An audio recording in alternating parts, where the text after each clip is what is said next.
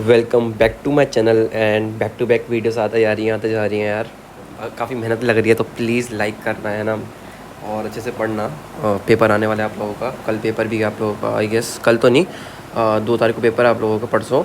तो इस वीडियो के अंदर हम कवर करेंगे एल्कीन्स को, जो कि BCH C3131 के वॉल्यूम 2 का ब्लॉक 2 का जो है यूनिट 16 है।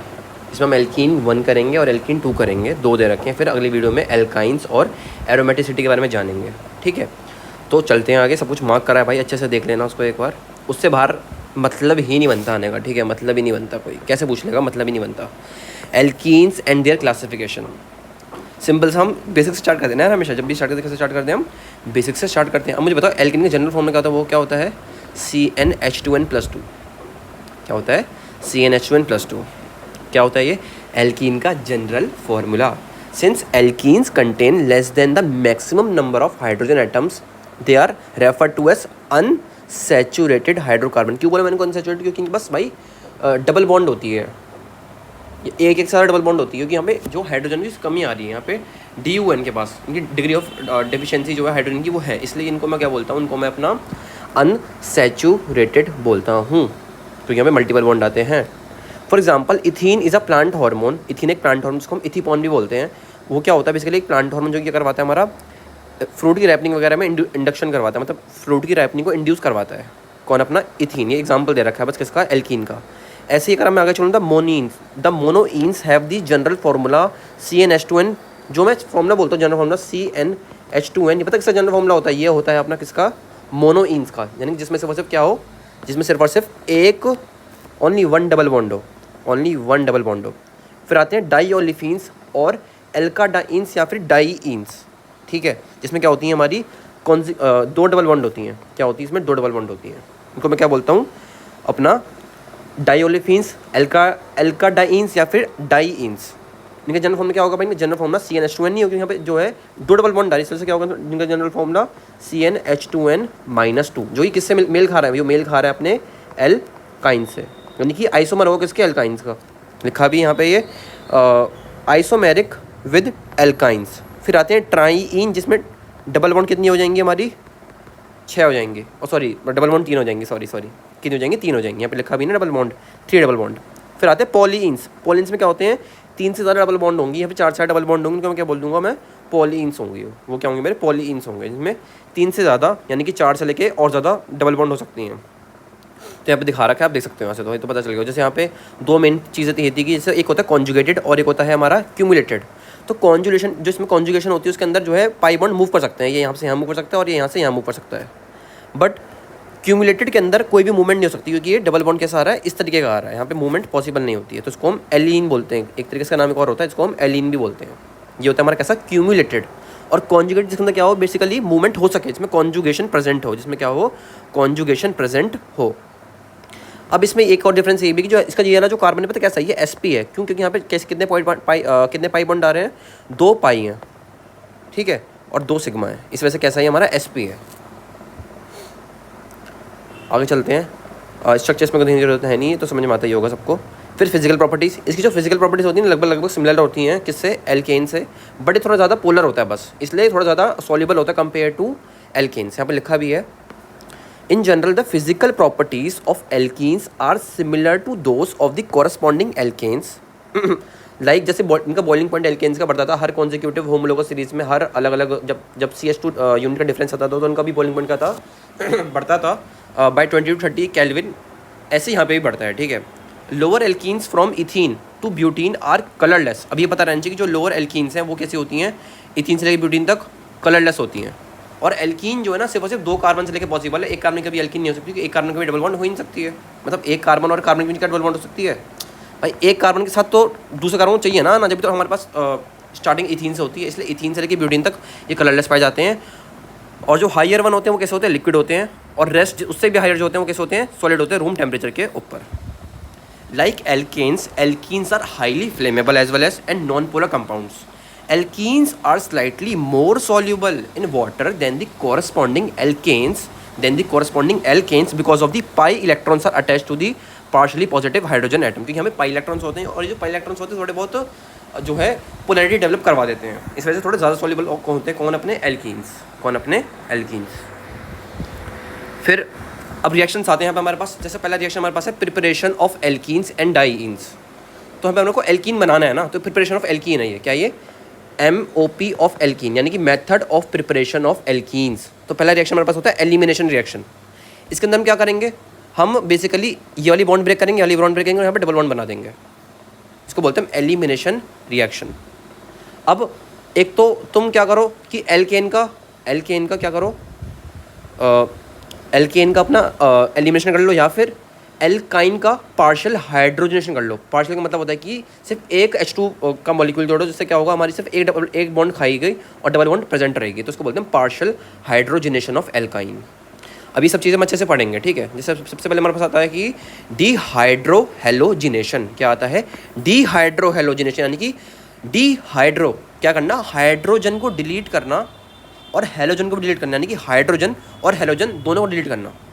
पहले हम हेलोजन हटाएंगे, उसके साथ में हमारा हेलोजन भी जो हमारा हाइड्रोजन है वो हट जाता है। यहाँ पे लिखा भी है द एलिमिनेशन इज ब्रॉट, मैं एक अगर चेंज कर लूँ एक सेकंड जरा, पे क्या लिखा है, the elimination is brought about by treating the alkyl halide with a strong base. कैसे होता है ये, जब हम स्ट्रॉन्ग बेस से एल्काइल हैलाइड को ट्रीट करते हैं, किससे, स्ट्रॉन्ग बेस से, किसको, एल्काइल हैलाइड को। ये एल्काइल हैलाइड दिख रहा है, ये हमारा क्या है, ये हमारा ब्रोमोइथेन है। तो जब मैंने इसको ट्रीट करा किससे, स्ट्रॉन्ग बेस से, तो क्या होगा, बेसिकली जो बेस है वो हेल्प करेगा, किस में हेल्प करेगा, अपने बॉन्ड को ब्रेक करने में, डबल बॉन्ड को। और यहाँ पे क्या ऐड करवाएगा, अपना जो, क्योंकि हमारे को क्या करना है, हमारे को जो है एल्कीन बनाना है, तो क्या करेगा, ये Br की बॉन्ड तोड़ेगा।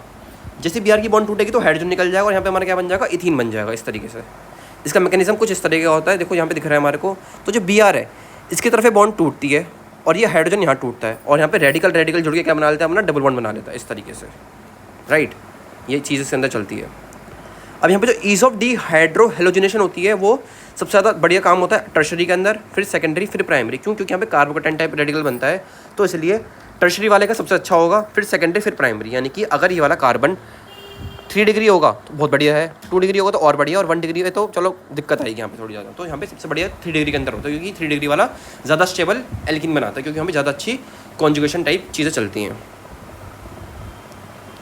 यहाँ पे इसको बोलते हैं सेट-जेफ रूल। जैसे यहाँ पे दिखा भी रखा है एक एग्जाम्पल में, जैसे हमने एक बेस लिया KOH, हमने एल्कोहलिक KOH लिया, एल्कोहलिक KOH, यहाँ पे मैंने लिखा भी था कहीं पे, हाँ ये रहा, एल्कोहलिक KOH लिया मैंने। अब ये हमारा क्या एक बेस है एल्कोहलिक KOH, ठीक है। अब एल्कोहलिक KH की प्रेजेंस में मैं क्या करूँगा, इसको बेसिकली ट्रीट करूँगा, तो क्या होगा, इस तरीके से यहाँ पे जो एल्कोहलिक यहाँ पे लिखा है एल्कोहलिक KH की प्रेजेंस में ट्रीट करूँगा। तो अब इसमें 2 पॉसिबिलिटी होती हैं कि क्लोरीन को यहाँ से निकालो और हाइड्रोजन याला निकाल लो, या फिर क्लोरीन को यहाँ से निकालो, क्लोरीन तो निकलेगा, या फिर याला हाइड्रोजन निकाल लो। तो मान लो मैंने एक और याला हाइड्रोजन निकाला तो मेरी ये वाली डबल बॉन्ड बनी, मैंने याला हाइड्रोजन निकाला तो मेरी वाली डबल बॉन्ड बनी। तो यहाँ पे मेजर प्रोडक्ट कौन सा बनता है, मेजर हमारा बनता है ये वाला। क्यों, क्योंकि यहाँ पे जो एल्कीन बनी है ज़्यादा स्टेबल होती है। क्या होती है, ये ज़्यादा स्टेबल होती है, क्योंकि यहाँ पे जो हाइपर कॉन्जुगेशन इफेक्ट लग रहा है वो बढ़िया होता है। यहाँ पे कितने अल्फा हाइड्रोजन है, यहाँ पे 3 और 3 6 अल्फा हाइड्रोजन आते हैं। यहाँ पे अल्फा हाइड्रोजन सिर्फ और सिर्फ कितने हैं, 2 और 2 4। इस वजह से ये वाली जो है माइनर होती है, ये वाली हमारी मेजर होती है। और जो मेजर होती है उसको बोलते हैं हम सेट-जेफ प्रोडक्ट। यहाँ पे लिखा भी है, इसको हम बोलते हैं सेट-जेफ रूल। यही रूल हमारा सेट-जेफ रूल कहलाता है। क्या होता है ये, Saytzeff rule states that in an elimination reaction more substituted alkene will be the major product. जो ज़्यादा सब्स्टिट्यूटेड होगी ना, यानी कि जिसके आसपास ज़्यादा सब्स्टिट्यूशन होगा, ज़्यादा प्रोडक्ट लगे होंगे, ज़्यादा अपने +H वाले प्रोडक्ट लगे होंगे, वो क्या होगी, हमारी स्टेबल होगी, यानी कि वो ज़्यादा होगी, वो मेजर भी होगी, ठीक है। इसको बोलते हैं हम सेट-जेफ रूल। क्या बोलते हैं इसको हम, सेट-जेफ रूल। जैसे हमारे यहाँ पे दिखा रहे हैं ये मेजर रहेगी, ये चीज़ समझ में आ गई होगी, ठीक है। अब इसमें एक केस आता है जिसको बोलते हैं हम इसमें एक चीज़ आती है जिसके अंदर क्या होता है, जो सेट-जेफ रूल है वो काम नहीं करता। एक पहले यहाँ पे ये चलते हैं, यहाँ पे एक चीज़ लिखी हुई, thus another way of stating Saytzeff rule is to say that more stable of the possible alkenes is formed in major amount. या तो हम बोल सकते हैं कि मोर सब्स्टिट्यूटेड मेजर बनेगी, या फिर हम बोल सकते हैं कि मोर स्टेबल वाली मेजर बनेगी, राइट। अब एक चीज़ आती है, अब तो हमने नॉर्मल बेसिस यूज़ करा, जैसे हमने मान लो ETOH यूज़ करा, इथॉक्साइड, या फिर हमने मान लो KOH यूज़ करा, एल्कोहलिक KOH हो गया, एल्कोहलिक इथॉक्साइड हो गया, सब यूज़ करा। बट अगर मैं मान लो बल्कि बेस ले लूँ, बल्कि बेस यानी कि भैंस, मोटा बेस ले लूँ एकदम, तो वो क्या करता है, बेसिकली दिक्कत करता है। उसमें दिक्कत क्या आती है, वो वहाँ पे स्टेरिक हिंड्रेंस की वजह से, किसकी वजह से, स्टेरिक हिंड्रेंस की वजह से, स्टेरिक इफेक्ट की वजह से जो ये वाला हाइड्रोजन है निकल नहीं पाता, फिर उसको ये वाला हाइड्रोजन मजबूरी निकालना पड़ता है। तो इस केस में हमारा मेजर प्रोडक्ट क्या बनता है? मेजर प्रोडक्ट हमारा लेस सब्सटीट्यूटेड एल्कीन बनती है। किस केस में? जब हम बेस नहीं लेंगे, जब हम भैंस लेंगे, इसको बोलते हैं टर्शरी बुटॉक्साइड। क्या ये हमारा टर्शरी बुटॉक्साइड है? पता कैसा होता है ये? BuO-, यहाँ Me, यहाँ Me और यहाँ Me। इतना ही नहीं, जब मैं इसको खोल के रखूँ तो ये CH3 के साथ कितना बड़ा हो जाएगा, दिख रहा है ना? समझ में आ रही है ना ये चीज़? तो ये क्या है? हमारा बेस नहीं है, भैंस है, बल्कि बेस है। क्या करता है? Leads to the formation of terminal alkyne. इसके क्या बनती है? टर्मिनल एल्काइन, यानी कि हमारी जो एल्कीन है वो डबल बॉन्ड लास्ट में टर्मिनल पर आ रहा है, टर्मिनल। ठीक है, तो ये चीज़ यहाँ पे थी, इसको बोलते हैं हम स्टेरिक इफेक्ट ऑफ बल्कि बेस। ये पता नहीं, जैसे यहाँ पे हमने टर्शरी बुटॉक्साइड ले तो क्या होगा यहाँ पे CH3 CH2 CH, यहाँ से Br तो निकल जाएगा, डबल बॉन्ड कहाँ बनेगी हमारी? यहाँ बनेगी। ये हमारा है डीहाइड्रोहेलोजिनेशन। नॉर्मल बेस लिया तो क्या होगा? CH3, कुछ नहीं बोला ना, हमारे को बताया नहीं, तो यहाँ पे CH double bond CH2 more substituted with the major product, better है। यहाँ पे हमने ETOH है, कोई दिक्कत नहीं है कि सिंपल सा बनेगा। यहाँ पे क्या बनेगा? CH3, और ये तो बल्कि बढ़िया है, यहाँ पे ये अपना 2 डिग्री है, तो यहाँ पे C डबल बॉन्ड CH3 ये बनेगा। तो ये तो हमारा और बढ़िया है, और सब्स्टिट्यूटेड हो गया। यहाँ पे तो 6 और 1 7 अल्फा हाइड्रोजन बन गए। अगला आता है डिहाइड्रेशन। डिहाइड्रेशन मतलब क्या हो? कि हमारे को पानी निकालना है, पानी निकालना है, पानी निकालना है।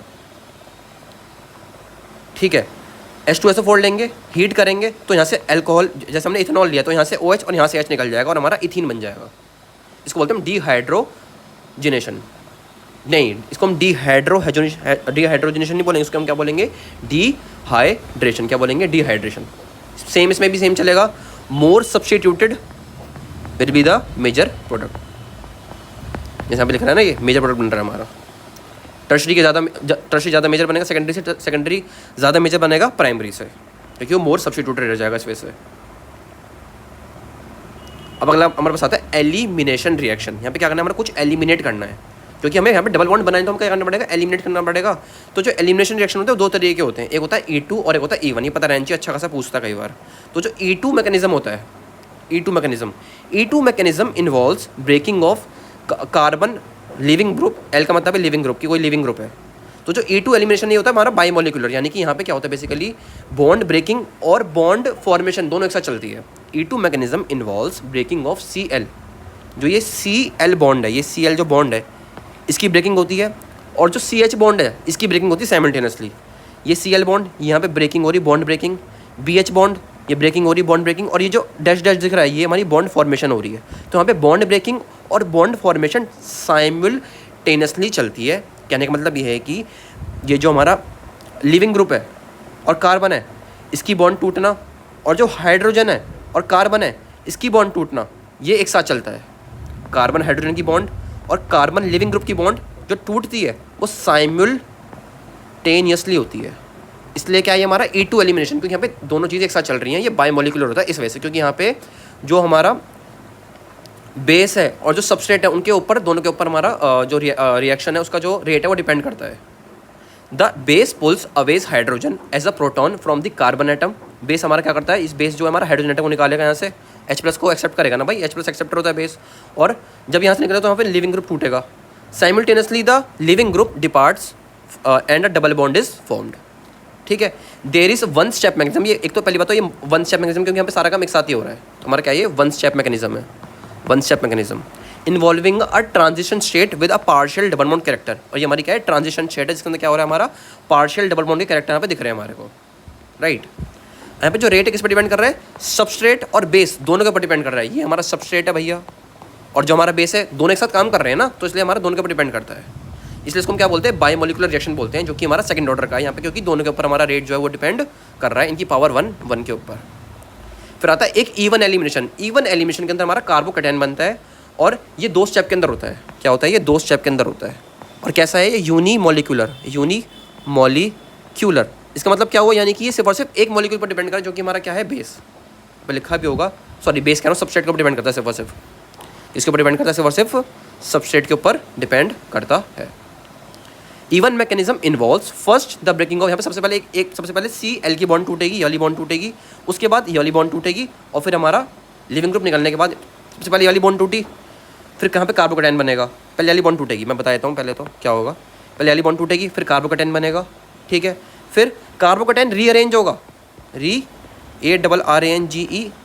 रीअरेंजमेंट होगा ताकि क्या हो, बेस्ट स्टेबल एल्कीन बन सके ताकि, ठीक है। और कार्बोकैटायन 3 डिग्री ज़्यादा स्टेबल होता है 2 डिग्री कंपेयर में और 1 डिग्री कंपेयर में, तो कार्बोकैटायन यहाँ पे रीअरेंज करेगा। उसके बाद क्या होगा, रीअरेंज करने के बाद ये जो बेस और इसकी जो बॉन्ड है, बेस इसको लेके जाएगा यहाँ से, फिर हमारी क्या बनेगी, एल्कीन बनेगी इस तरीके से, ठीक है। और जो रेट है इसका वो डिपेंड करेगा सबस्ट्रेट के ऊपर। और जो फर्स्ट स्टेप जहाँ पे कार्बोकैटायन बन रहा है वही हमारा क्या है, स्लो स्टेप है, स्लो स्टेप। और जो स्लो स्टेप होता है वही क्या होता है, हमारा रेट डिटरमाइनिंग स्टेप होता है। The first step is even mechanism is slow and therefore it is the rate determining RDS step, rate determining step बोलते हैं इसको हम। फिर आता है हमारे पास हाइड्रोजिनेशन, यानी कि हाइड्रोजन को ऐड करना। भाई हाइड्रोजन को ऐड करना, अब मेरे को एल्कीन बनाना तो क्या करूँगा भाई, एल्काइंस के अंदर हाइड्रोजन ऐड करूँगा। और मुझे सारे हाइड्रोजन ऐड नहीं करने, अगर मैं सारे हाइड्रोजन ऐड कर दूँगा तो डबल बॉन्ड नहीं बचेगी, वो सिंगल बॉन्ड बन जाएगी, ट्रिपल से डबल, डबल से सिंगल हो जाएगी। इसलिए मेरे को क्या करना है, ट्रिपल से डबल बनानी है। तो मैं क्या करता हूँ, मैं इसको यहाँ पे मैं पॉइजनड कैटलिस्ट चूज करता हूँ, जिसकी वजह से क्या होता है, सिर्फ एक मॉलिक्यूल ही H2 का ऐड होता है, ठीक है। दीज कैटलिस्ट सेलेक्टिवली ब्लॉक करते हैं किसको, हाइड्रोजनेशन को एल्कीन्स के, ताकि सिर्फ और सिर्फ एल्कीन बने, एल्केन ना बन जाए, सिर्फ और सिर्फ एल्कीन बने, एल्केन ना बन जाए। अब मैं बताता हूँ कि जो यहाँ पे पॉइजन कैटलिस्ट है वो कौन है, वो हमारा कार्बन है बेसिकली। अब यहाँ पे जो हमारी पैलेडियम है, इसकी ये प्लेट है, पैलेडियम की प्लेट के ऊपर मैंने क्या करा, मैंने बहुत सारा कार्बन छिड़क दिया। तो कार्बन छिड़कने में से क्या होगा, इसका जो सरफेस एरिया है, सरफेस एरिया वो खराब हो जाएगा, जिसकी वजह से जो हाइड्रोजन गैस है वो कम जगह चिपकेगी। और कम जगह चिपकने की वजह से जो पैलेडियम है वो इसके ऊपर कम ही अटैक करवाएगा एल्काइन के ऊपर, जिसकी वजह से क्या होगा, बेसिकली हमारा बढ़िया से सिस एल्कीन बनेगा, मतलब हमारा एल्कीन बनेगा, सिस एल्कीन भी मत सोचो, एल्कीन बनेगा। तो ये हमारा पॉइजन कैटलिस्ट होता है। अब इसमें 2 तरह की चीज़ें चलती हैं, एक होता है लिंडलार्ड कैटलिस्ट और एक होता है हमारे पास बर्च रिडक्शन। अब वो क्या होता है, अब सिंपल सी बात, मान लो मैंने अगर कोई पॉइजन नहीं लिया तो क्या होगा, सिर्फ एल्केन बनेगा, 95% यील्ड, देख रहे हो। इसलिए हमारे को पॉइजन कैटलिस्ट यूज़ करना पड़ता है, जो हमारा कौन है, हमारा पैलेडियम ये अपना बनता है, ठीक है, चारकोल पाउडर, राइट, जब हमने पॉइजन नहीं लिया। अब एक हमारे पास होता है लिंडलार्ड कैटलिस्ट, जो कि हमारा क्या होता है, पैलेडियम, चारकोल, बेरियम सल्फेट, ये हमारा क्या होता है, अपना लिंडलार्ड कैटलिस्ट होता है। इसके अंदर क्या होता है, बेसिकली हमारा जो सिस एल्कीन है, वो हमारा क्या बनता है, मेजर बनता है। किसके अंदर हमारा, जो हमारा मैंने बताया अभी कौन सा है, ये हमारा है लिंडलार्ड कैटलिस्ट, जो कि हमारा क्या है, अपना बेरियम सल्फेट H2 और H2 पैलेडियम चारकोल हमें लेना है यहाँ पे, ठीक है। तो ये हमारा क्या है, अपना लिंडलार्ड कैटलिस्ट के अंदर क्या बनेगा, हमारा ट्रांस नहीं बनेगी, यहाँ पे हमारा सिस एल्कीन बनेगा, हमारे क्या बनेगा, वहाँ पे सिस एल्कीन बनेगा। फिर हमारे पास एक आता है बर्च रिडक्शन। भैया बर्च रिडक्शन के अंदर चाचा क्या बनता है, अपना ट्रांस बनता है, trans will be the more stable product. क्योंकि यहाँ पे हम क्या यूज़ कर रहे हैं, हम यूज़ कर रहे हैं यहाँ पे जो रिएजेंट है वो पता है हमारा क्या होता है, वो हमारा होता है sodium liquid ammonia, sodium metal और लिथियम मेटल यूज़ करेंगे in liquid ammonia. Trans alkene is almost an exclusive product, यानी कि ट्रांस एल्कीन हमारा क्या बनेगा भैया, मेजर प्रोडक्ट बनेगा। यहाँ पे दिख भी रहा है 86% हमारा ट्रांस एल्कीन का बनेगा। हेप्टाइन लिया, सोडियम ऐड करवाया, वो सॉरी सोडियम और लिक्विड अमोनिया की प्रेजेंस में मैंने H2 ऐड करवाया, या फिर मैंने पानी ले लिया, यहाँ से H2 आएगा, मतलब हाइड्रोजन आएगा, ऐड करवाएंगे, यहाँ पर हमारा क्या बनेगा, ट्रांस एल्कीन हमारा मेजर प्रोडक्ट बनेगा। हाइड्रोजन अपोजिट साइड हो जाएंगे, वहाँ देखें तो हाइड्रोजन और हाइड्रोजन सेम साइड आ रहे हैं, राइट, इसलिए वो हमारा सिस था। अभी दिखा भी रखा है भैया, लिंडलार्ड से सिस और बर्च रिडक्शन से ट्रांस। फिर आता है Wittig reaction, Wittig. This reaction is applicable to aldehyde and ketones and leads to replacement of carbonyl oxygen by the group CRR। इसके अंदर कुछ भी नहीं होता, विटिग रिएक्शन के अंदर बस बेसिकली क्या होता है, ज़्यादा नहीं भी जानोगे कम चल जाएगा। इसके अंदर बस जो हमारा कार्बोनिल कंपाउंड है वो रिप्लेस होके C बन जाता है, ठीक है। एक आता है ट्राईफेनाइल फॉस्फिन का। जो ट्राईफेनाइल फॉस्फिन है बेसिकली यूज़ होता है एल्काइल हैलाइड्स को अपना डबल बॉन्ड में, यानी कि एल्कीन बनाने के लिए, क्या बनाने के, एल्कीन बनाने के लिए। इसके 2 स्टेप होते हैं, मतलब पूछ लेता है कि ट्राईफेनाइल फॉस्फिन का काम क्या होता है, यहाँ पे मैंने लिख दिया क्या काम होता है। द न्यूक्लियोफिलिक, इसके दो स्टेप होते हैं मेनली। द न्यूक्लियोफिलिक रिएजेंट, ये क्या है हमारा, न्यूक्लियोफिलिक रिएजेंट है, जो क्या करेगा, रिएक्ट करेगा विद प्राइमरी और secondary alkyl halide to give phosphonium salt बनाएगा।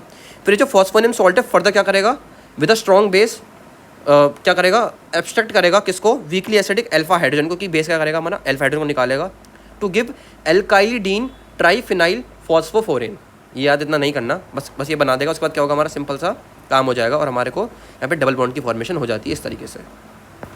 इतना याद रख लोगे बहुत है, ज़्यादा इसमें जाने की जरूरत है नहीं। एक हमारे पास आता है रेट्रो डाइल्स एल्डर रिएक्शन। इसके अंदर क्या होता है, हम बेसिकली नाइक्रोम यूज़ करेंगे एज अ कैटलिस्ट। नाइक्रोम क्या होता है हमारा, निकल क्रोमियम और आयरन का एलॉय होता है। निकल क्रोमियम, ओ एन का मतलब आयरन आ रहा है यहाँ पे, आर ओ एन का मतलब आयरन आ रहा है, तो निकल क्रोमियम और आयरन का अलॉय है, जिसके अंदर हम साइक्लोहेक्सीन लेंगे और साइक्लोहेक्सीन को हम इसके ट्रीट करेंगे तो क्या बनेगा हमारे को यहाँ पे 1,3 ब्यूटाडाइन बनेगा। तो ये पूछ सकता है, इसको आपको याद ही रखना पड़ेगा, ठीक है। और साथ में हमारे को एक इथीन भी देखने को मिलेगा इसके अंदर। एक और है डाइइन फ्रॉम 1,4 डाइहाइड्रोक्सी ब्यूटेन। तो 1,4 डाइहाइड्रोक्सी ब्यूटेन को हम H+ देंगे तो यहाँ से पानी निकलेगा, यहाँ से पानी निकलेगा और अपना 1,3 ब्यूटाडाइन बन जाएगा, ये पता रहना चाहिए एक तो। फिर एक क्रैकिंग पैरोलाइसिस होता है, जिसके अंदर क्या हम फिर हीट करते हैं तो हमारा अलग अलग प्रोडक्ट्स में टूटता है, जहाँ पे 1,3 ब्यूटाडाइन बन रहा है हमारा इस तरीके से। तो पूछ रहा है how will you prepare 1,3 butadiene from the following. 1,3 butadiene कैसे बनाएंगे भाई, 1 ब्यूटीन में से हम क्या करेंगे, कैटलिस्ट की प्रेजेंस से हम क्या करेंगे, इसके अंदर से जो है कैटालिटिक डिहाइड्रोजनेशन करेंगे। क्या करेंगे, कैटालाइटिक डिहाइड्रोजनेशन। जैसे आप एल्कोहलिक के OH ले लो यार, इस तरीके से।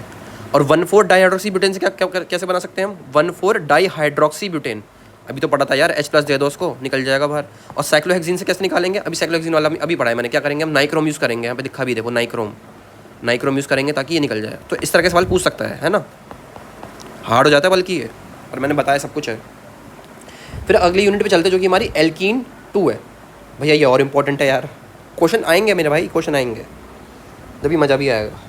तो रिएक्शन ऑफ एल्कीन्स है ये।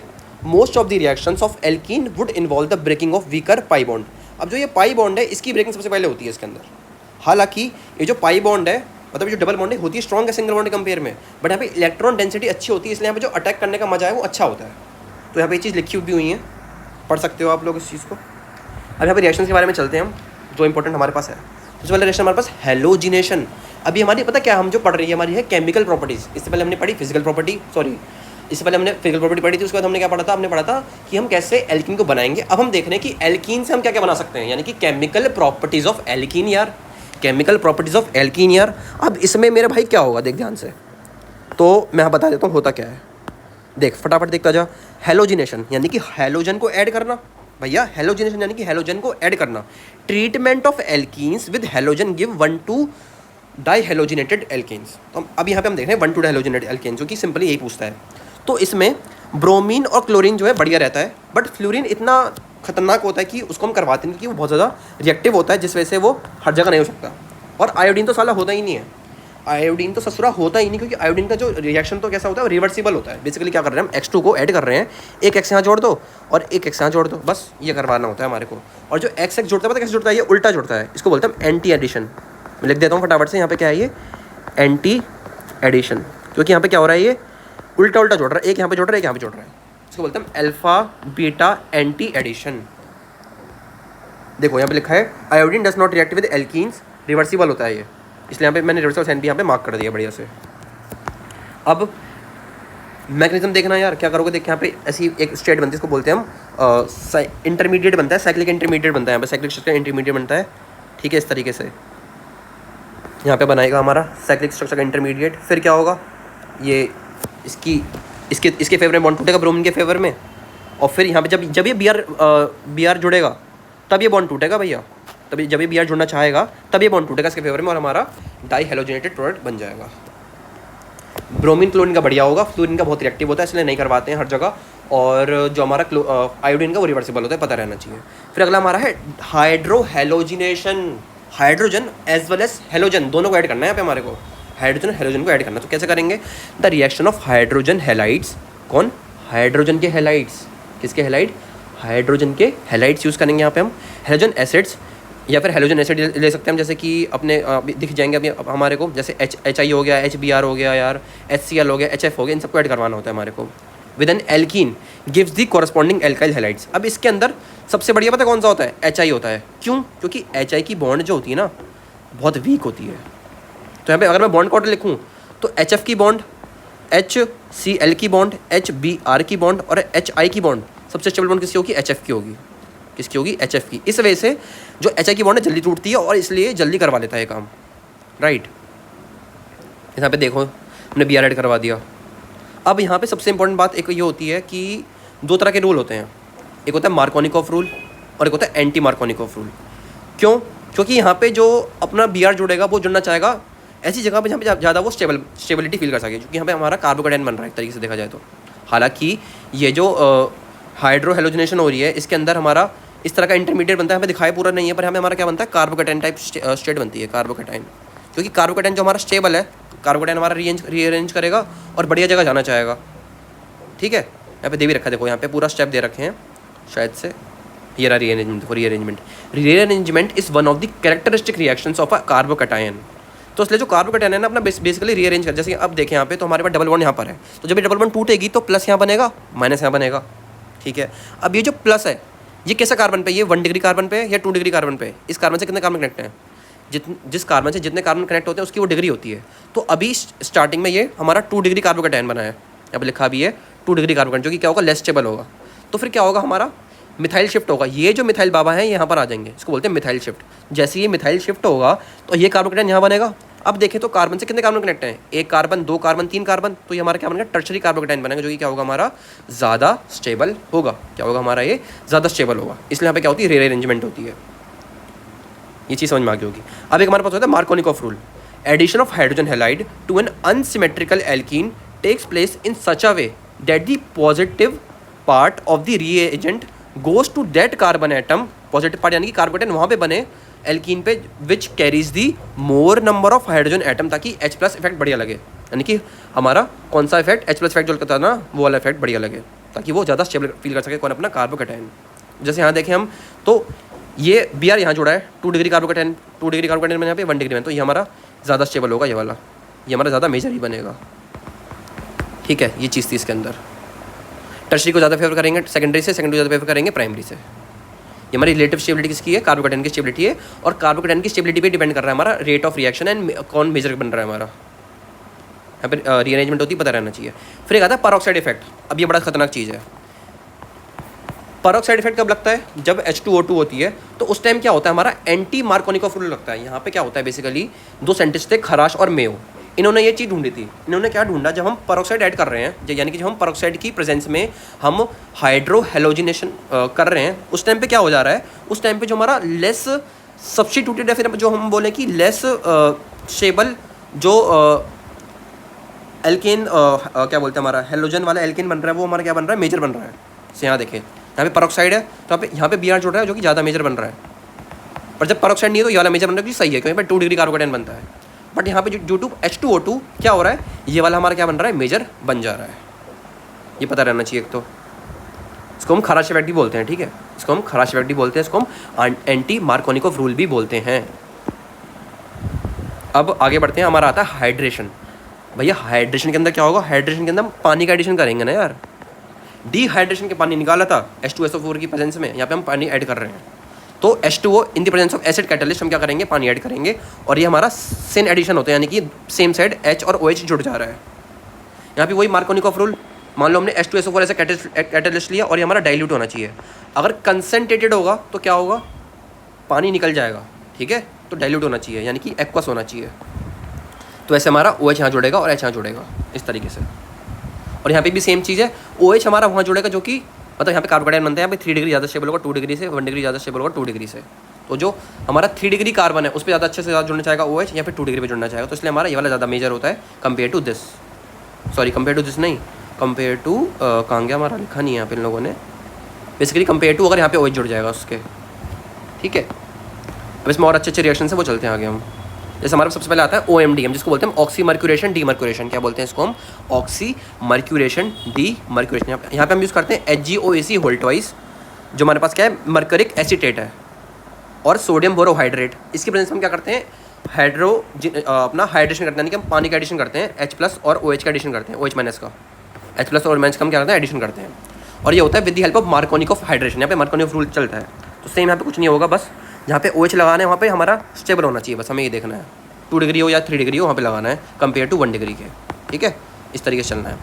फिर जैसे हमें पूछ रहा है राइट दी रीअरेंज कार्बोकेटाइन, तो भाई तुम देखो ना, यहाँ पे CH3 है, यहाँ पे कार्बोकेटाइन यहाँ पर आ जाएगा, यहाँ पे मिथाइल शिफ्ट होगी, लिख के दिखाना, यहाँ पे मिथाइल शिफ्ट होती है।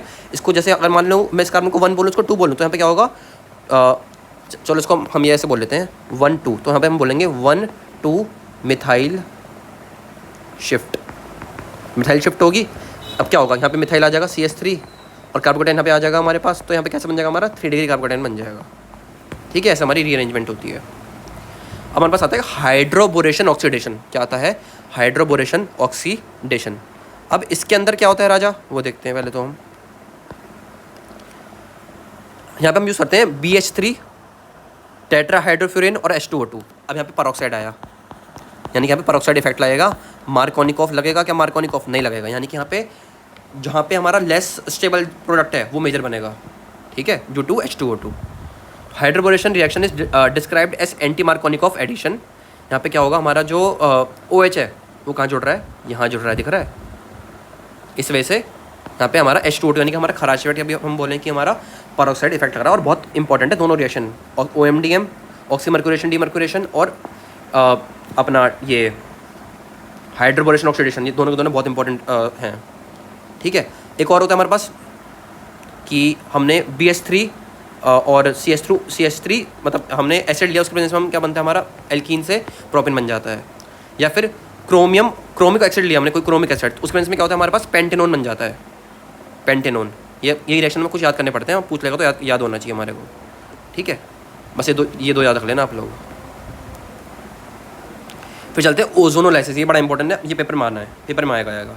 तो ओजोनोलाइसिस के अंदर इसमें हमारे को दे रखी दो तरीके, एक होती है हमारी ऑक्सीडेटिव और एक होती है रिडक्टिव। एक होती है ऑक्सीडेटिव और एक होती है रिडक्टिव। तो ऑक्सीडेटिव के अंदर क्या होता है, हमारा 1 डिग्री कार्बन जो है वो बनता है हमारे पास एसिड। ठीक है, चाहे वो 2 डिग्री कार्बन हो वो भी हमारा क्या बनता है, एसिड। बट जो 3 डिग्री कार्बन है वो हमारा क्या बनता है, हमारा यहाँ पे वो हमारा बनता है कीटोन। दिखाता हूँ कैसे। अब तुम ध्यान से देखो, यहाँ पे तो हमने इसकी मान लो मैंने करवाई ऑक्सीडेटिव, तो मैं पहचानूँ कैसे ऑक्सीडेटिव हो रही है। वहाँ पे पानी, वहाँ पे दे रखा होगा हमारे को H2O2 या फिर पानी दे रखा होगा, जिंक नहीं दे रखा होगा। अगर जिंक दे रखा है, अगर जिंक दे रखा तो कैसे होगी, रिडक्टिव होगी। और जिंक इसके अंदर क्या होगा, 1 डिग्री वाला हमारा क्या बनेगा, एल्डिहाइड बनेगा। 2 डिग्री वाला भी एल्डिहाइड बनेगा और 3 डिग्री वाला सादा कीटोन बनता है, क्योंकि उसके पास कुछ और ऑप्शन होता नहीं है। यहाँ देखें तो यहाँ पे बॉन्ड ब्रेकिंग होगी इसकी। अगर मैं मान लो करवा रहा हूँ ऑक्सीडेटिव, तो क्या होगा, ओजोन की प्रेजेंस में ऑक्सीडेटिव करवा रहा हूँ मान लो मैं, अगर तो क्या होगा, यहाँ से बॉन्ड टूटेगी। और अब देखें तो ये वाला कार्बन कैसा है, इससे कनेक्टेड एक ही तो कार्बन, तो 1 डिग्री हुआ ये वाला, भाई 1 डिग्री हुआ ना, ये भी 1 डिग्री है। अभी रिसेंटली अगर देखूँ, चलो रिसेंटली अगर मैं देखूँ तो ये चलो 2 डिग्री है, मान लो 2 डिग्री है भी है रिसेंटली, क्योंकि 2 कार्बन कनेक्टेड है ना, इधर भी इधर भी। तो क्या होगा, यहाँ पे बॉन्ड टूटेगी और क्या बनेगा हमारे पास, ये बनेगा हमारा एसिड। दिख रहा है, कार्बोक्सिलिक एसिड बन जाएगा, CH3 C double bond OH। और जो ये वाला बॉन्ड है, तो यहाँ देख रहे हैं ये वाला कार्बन कैसा है, ये हमारा 3 डिग्री है भाई, एक कार्बन ये, एक कार्बन ये, एक कार्बन ये, तो हमारा कैसा है 3 डिग्री। तो यहाँ पे क्या बनेगा हमारा, हमेशा कीटोन बनेगा। बट अगर मैं इसकी रिडक्टिव करवाऊँ जिंक की प्रेजेंस में, तो क्या होगा, 2 डिग्री वाला एल्डिहाइड बनेगा और 3 डिग्री वाला तो हमेशा क्या बनता है, कीटोन ही बनता है। तो ये बहुत इंपॉर्टेंट है, बहुत ज़्यादा इंपॉर्टेंट, पता रहना चाहिए अच्छे से, पहले बता दूँ मैं। स्टार ना बन के दे रहा आज, बहुत इंपॉर्टेंट है, बहुत ज़्यादा। लिखा भी यहाँ पे 1 डिग्री एल्डिहाइड और 2 डिग्री कीटोन कब बनेगा, जब रिडक्टिव होगी। कब बनेगा, जब रिडक्टिव होगी। तो यहाँ पे दे भी रखा है हमारे को, जैसे यहाँ पे देखें अगर हम, तो ये वाला जो कार्बन है यहाँ पे हमने जिंक लिया है, तो कैसे होगी, रिडक्टिव होगी। सिंपल सी बात है, यहाँ पे हमारा एल्डिहाइड बन जाएगा, इसकी बॉन्ड टूटेगी, एल्डिहाइड बन जाएगा। और ये हमारा कैसा है, ये हमारा कार्बन हमारा ये भी कैसा है, 1 डिग्री ही है, ये भी 1 डिग्री ही है। चलो 1 डिग्री भी ना बोलो तो भैया, तुम स्टार्टिंग मान लो 2 डिग्री है, 2 डिग्री है, तो क्या बन रहा है हमारा, एल्डिहाइड ही बन जा रहा है। यहाँ पे भी 1 डिग्री 2 डिग्री कार्बन है, यहाँ पे 2 डिग्री कार्बन, यहाँ पे हमारा क्या बनेगा, एल्डिहाइड बनेगा। बट यहाँ देखो तो यहाँ पे हमारा 3 डिग्री कार्बन आ गया और हमारा 2 डिग्री कार्बन आ गया, तो हमारा एक एल्डिहाइड और एक कीटोन बनेगा। तो ये पूछेगा पेपर में, बहुत इंपॉर्टेंट है, पता रहना चाहिए। ऐसा दे रखा है गिवन, चलो ये मैकेनिज्म नहीं पूछेगा आपसे, फालतू की चीज़ है। फिर आता है हाइड्रोक्सिलेशन। फिर क्या आता है हमारे पास, हाइड्रोक्सिलेशन। इसके अंदर क्या होता है, बेसिकली हम डाइऑल बनाते हैं। क्या बनाते हैं, डाइऑल। इसके अंदर हमारे को 2 OH जोड़ने, तो ये कब जुड़ता है, इसको हम ग्लाइकोल ही बोलते हैं, ग्लाइकोल। डाइऑल को हम ग्लाइकोल ही बोल सकते हैं। Alkenes are readily hydroxylated addition of hydroxyl groups to form a dihydroxy compound. यहाँ पे क्या बनाना है हमारे को, डाईहाइड्रोक्सी, यानी कि हमारे को 2 OH जोड़ने हैं, जिसको हम डाइऑल ही बोलते हैं, known as glycol. The most popular reagent used to convert an alkene to diol is cold alkaline aqueous solution. तो यहाँ पे हम क्या लेंगे, कोल्ड केमनोफोर लेंगे या फिर हम ऑस्मियम टेट्रोक्साइड लेंगे। यहाँ पे लिखा भी है ऑस्मियम टेट्रोक्साइड। इस वजह से क्या होगा, बेसिकली हमारा एल्कीन जो है, इथीन जो है, जैसे हम एग्जाम्पल में इथीन लिया है, तो यहाँ पे OH, एक यहाँ पे OH और एक यहाँ पे OH जुड़ जाता है, बस ये होता है। इसको बोलते हैं हम डाइऑल या फिर ग्लाइकोल, इस तरीके से। और सेम चीज़ हम कर सकते हैं, कब वो बताता हूँ मैं। जैसे यहाँ पे एक तो ये दे रखा है OMDM की प्रेजेंस में, तो यहाँ पे क्या होगा, ये वाला OMDM दिख रहा है, ये सारे के सारे वो रिएजेंट दिख रहे हैं ना OMDM के भैया, NaBH4 और HgOAc होल्ट वाइज। तो यहाँ पे क्या होगा, मोर स्टेबल वाला बनेगा यहाँ पे CH3 CH2, यहाँ पे OH जोड़ना है हमारे को, ये हमारा क्या हाइड्रेशन हो रहा है ना, हाइड्रेशन। तो क्या होगा यहाँ पे CH3 CH2 C, यहाँ पे OH जुड़ जाएगा और यहाँ पे CH2, यहाँ पे एक H जुड़ेगा तो हमारा CH3 हो जाएगा और यहाँ पे H रहेगा इस तरीके से। बट जब हमने KM ने फोल्ड लिया और एक कोल्ड होना चाहिए, ठीक है, लिख के देगा तुम्हारे को। तो यहाँ पे डायोल बनेगा, कैसे बनेगा, CH2 एक OH यहाँ पे, CH2 एक OH यहाँ पे, और ये ऐसा बन जाएगा। एक होता है एपॉक्सीडेशन। एपॉक्सीडेशन के अंदर क्या होता है, हम एपॉक्साइड लेते हैं, epoxide is also known as oxirane. हम यहाँ पे एपॉक्साइड बनाते हैं इस तरीके से। एपॉक्साइड ये होता है हमारे पास, यानी कि कार्बन और ऑक्सीजन ऐसे जब हमारे जुड़ जाएँ, इसको हम एपॉक्साइड बोलते हैं, ठीक है। अब यहाँ पे क्या करते हैं, हम यूज़ करते हैं मेटा क्लोरो पर बेंजाइक एसिड। यहाँ पे हम क्या करते हैं, बेसिकली हम पर एसिड यूज़ करते हैं। क्या यूज़ करते हैं, पर एसिड यूज़ करते हैं। क्या यूज़ करते हैं, पर एसिड यूज़ करते हैं। सिंपली पर एसिड क्या होता है, मान लो मैंने एक सिंपल एसिड लिया, उस एसिड के अंदर मैंने एक ऑक्सीजन और जोड़ दिया, तो उसको मैं क्या बोलूँगा, इसकी मैंने पर लगा दी, पर, यानी कि मेरा क्या बन गया, ये पर एसिड बन गया। इसको मैंने क्या बोला, मेटा क्लोरो पर बेंजोइक एसिड। अब यहाँ पे मेटा तो ये वाला ऑर्थो होता है, ये मेटा और ये पैरा होता है। यहाँ पे मेटा पे क्या लगाना है, क्लोरीन लगाना है। ये हमारा है ऑर्थो मेटा पर क्लोरो बेंजोइक एसिड, ये पर बेंजोइक एसिड है हमारा, ठीक है। यहाँ पे हमारी क्या बनती है, इपॉक्साइड बनती है इस तरीके से। जब मैं इस इपॉक्साइड के अंदर H+ डाल दूंगा, यानी कि मैं जब पानी डाल दूंगा, तो हमारा ये क्या बन जाएगा, डायोल बन जाएगा, ठीक है। तो ये भी पता रहना चाहिए क्या होगा बेसिकली यहाँ पे, जब मैं H+ आएगा तो H+ इस पर अटैक करेगा, OH बनाएगा और यहाँ से ये बॉन्ड टूटेगी। तो इसको ऐसे मत समझो, इसको समझो तुम ऐसे। यहाँ पे क्या होगा मैं बताता हूँ अच्छे से। तो यहाँ पे मान लो हमारा H+ और OH- आएगा, तो OH- क्या करेगा, यहाँ पे जाएगा, ये बॉन्ड टूटेगा और यहाँ पे OH जुड़ जाएगा और ये H+ जाएगा इसके पास और यहाँ पे OH बन जाएगा। तो हमारे यहाँ से भी क्या बन सकता है, डायोल बन सकता है। कब बनेगा, जब मैंने MCPBA दिया सिर्फ और सिर्फ, तो मेरा क्या बनेगा, इपॉक्साइड बनेगा। क्या बनेगा, सिर्फ और सिर्फ इपॉक्साइड बनेगा, इपॉक्साइड। और जब मैं मेटा क्लोरो पर बेंजोइक एसिड देता हूँ, साथ में H+ देता हूँ, तो मेरा क्या बनेगा, यहाँ से डाईऑल बनेगा, राइट। तो ये सारे के सारे रिएक्शंस थे, ठीक है। आई होप सब समझ में आया हो। थोड़ा मैंने फास्ट पढ़ा क्योंकि भाई जल्दी समझाना होता है, आप थोड़ा स्पीड कम करके भी देख सकते हो। कोई भी कन्फ्यूज़न हो, कोई भी डाउट हो, जरूर से कमेंट करें, मैं उसका रिप्लाई 100% दूंगा। और जितना बताया भैया बहुत ज़्यादा इंपॉर्टेंट है, तो पढ़ के जाना पेपर में, इसके बाहर कुछ भी नहीं आएगा। Thank you so much for watching the lectures.